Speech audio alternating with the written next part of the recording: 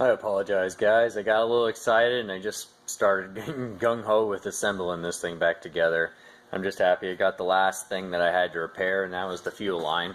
But I went ahead and not real sure if you can see the yeah, you can still see the blue gasket on there. I replaced the intake manifold gasket. I just threw that back on, did the EGR valve gasket, and now I'm just tightening that up. I went ahead and put all of these right to spec. I'm just hooking all of the vacuums and whatnot back up. So other than that, that's basically what I'm doing. I'm going to change out that valve cover gasket, set that down on there, put that valve cover on there, and just basically get this back together so I can get the throttle body back on and change that gasket out. So basically the whole top end of the motor will be done. Brand new timing belt, that's all done.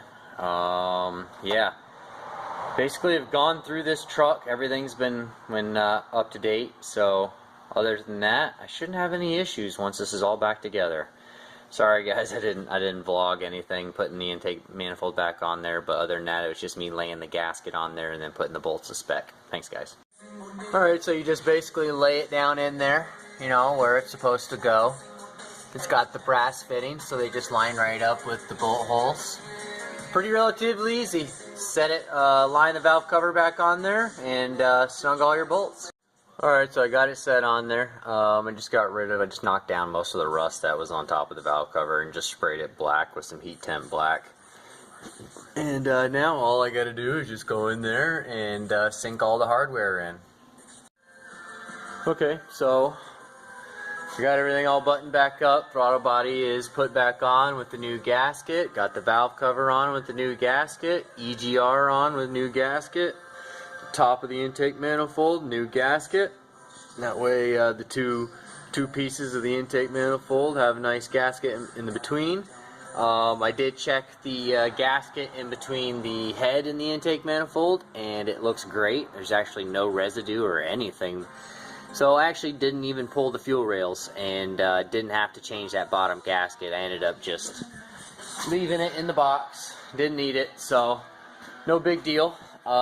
Truck's only got 130K on it, so it's really low mileage for a 96. The majority of its life, it pretty much sat in this garage and just comes out to basically... Alright, well, let's just put it this way. We're a Subaru family. We have a car that runs all year round, so very rarely do you ever need a truck. So these are tools to us. A lot of truck guys will drive their trucks every day, and I just honestly can't see the logic in it. So I'm not going to drive my truck every day. It's a tool. It's literally like a ratchet or a screwdriver to me. That's all trucks are. Yeah. You buy a truck for the bed. So in my eyes, a guy who goes out and buys the biggest, baddest truck, unless you're hauling the biggest, baddest toys, why have the biggest, baddest truck? So in my eyes, a little truck like this is perfect because you're going to get a 6-foot or an 8-foot bed no matter what. No matter what truck you have. So, other than the width and whatnot, which is not that much of a difference on them big trucks, take the tape measure, guys. You may have 8 more inches. So, I was never a truck guy. So, yeah, again, I'm rambling. I'm going to get back to this and, yeah, try and fix my tool. Alright, got it all done. Everything's all assembled. Intake plenum's back on. Everything's all buttoned up. Literally all I got to do now is lift up the transmission, put it in place, and hopefully I don't break that line and cost myself $200 fucking dollars, and then have to rip the transmission back off and rip the thrust bearing back off just so I can change a fucking slave. Alright, so today's another day, and as you can see, brand black. It's all black. I went through with some rust reformer or some kind of rust catalyst that actually gives it a zinc coating when it dries. Lay it on there and it makes it turn black. So that's basically what I'm doing now. I went over, I scaled everything. As you can see, I'm pretty dirty. Knocked off all the rough, wire brushed everything as best as I could, and scraped everything, the rough, scaly, junk off. And broke it down. Now I'm just basically hitting it with the rust reformer and rust converter, and yeah, gonna get it ready for some bed liner. That way we can get it in there and at least keep this truck looking nice for, I don't know, another 10 years would be nice. Well, there's a real good idea of what I've been taking off. I just cleaned up all the floor of everything that I scraped off, and yeah, I've been working my butt off. So if you guys can get an idea of how much rust and scaling, that's how much I took off, just the frame. Alright, so I got it all rust reformed, and it's all doing its converting. That's the chemical reaction that's turned everything all black. It goes on, you know, pretty relatively clear, and then it basically just turns it all black. I ran out a little bit right here, so as you can see, it's not covered down here, so I still got to go get some more rust converter and do that. But so I stopped here. I still got to scrape and do the whole back end here. So just give you guys an idea of how scaly and nasty it was. This is what it looked like. So I'm going to go through and knock the whole back end down tonight and run back up to town. That way I can get this whole rear end all done and not looking so nasty and whatnot. That way I can get this all rust reformed, and it'll look basically like that, you know, all nice and converted.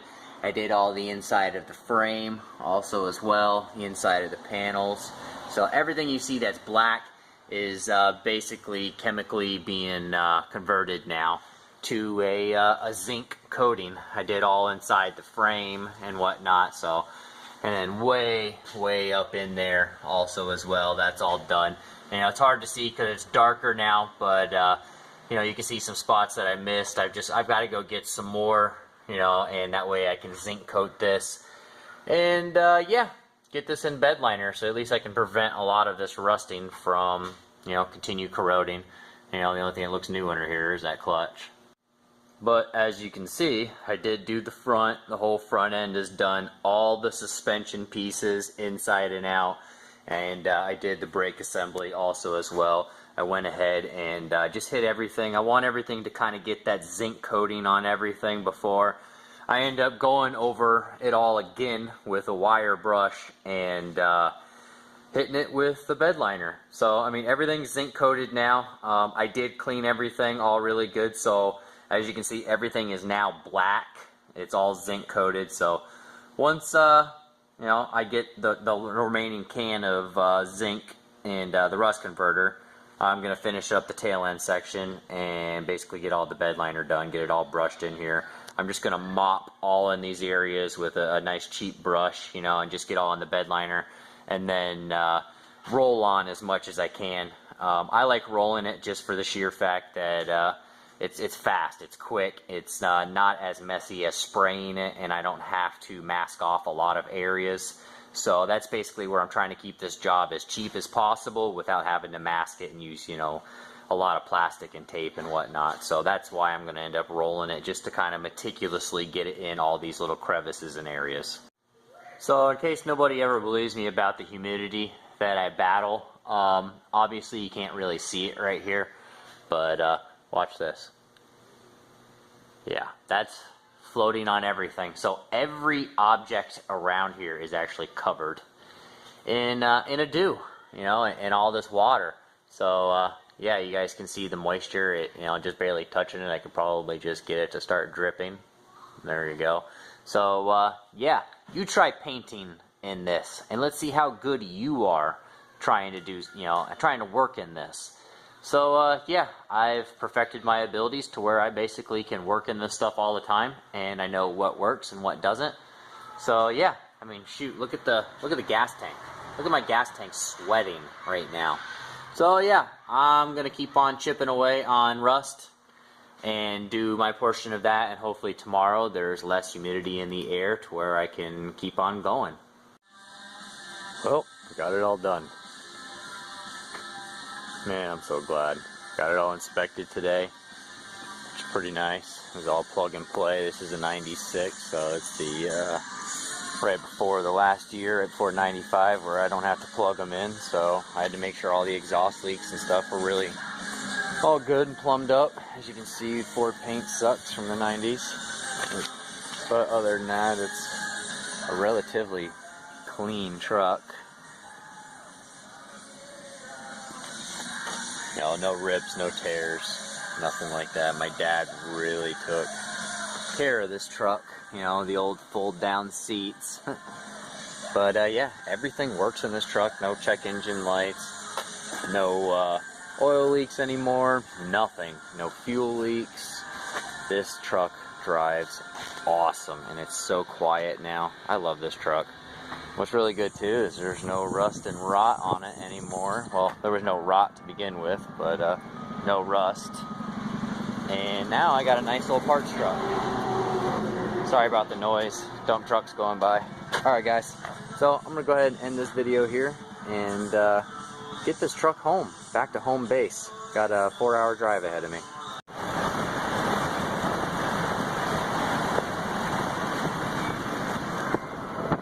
Say hi, bud.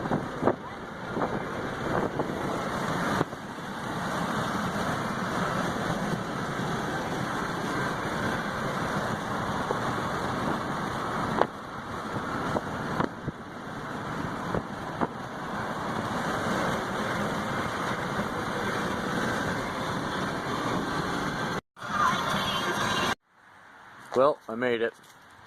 Got everything all safe and sound. Thank goodness. Glad to see you again. It's good to really see everything again, and you know. So, other than that, I'll end this on a good note and say that job well done. Everything turned out great, and looks like I got myself a really nice truck. It's only got 140. I just watched it click over 140,000. This is great. Runs top. Thanks, Dad. I appreciate it. I got hooked up. Thanks, Dad. Love you.